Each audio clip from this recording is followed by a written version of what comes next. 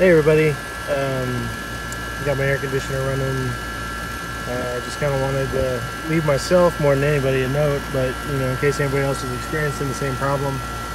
I am not an air conditioner repairman. I have no idea what I'm doing, but this seemed to work because I'm a fix-it type of dude. So this larger pipe that's coming out was like, it's time for the air conditioner to come on, but it was hot to the touch, which it's exchanging hot air back into the house.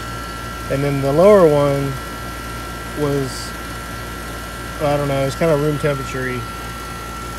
So what they have is there's like this exchange thing in here that switches back and forth between, does the hot air or the cold air come out? I'm not sure of the science. I'm not sure I don't know, doesn't matter. But basically that's like a switch. It's like a pressure switch, and it switches back and forth. But this valve right here, solenoid valve, is the one that kicks it over. So what I did was I basically removed this connector for like a second and then put it back on, and it caused it to jump.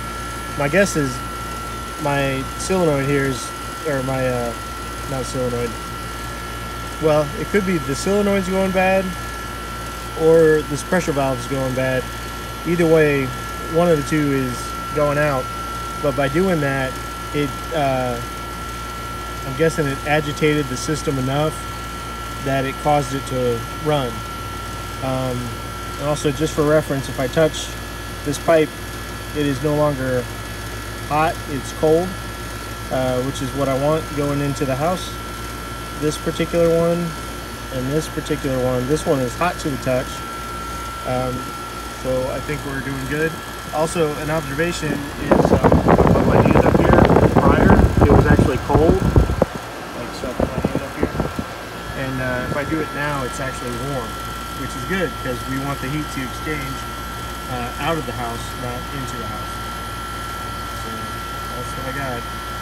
I would demonstrate it, but I don't want to have that problem.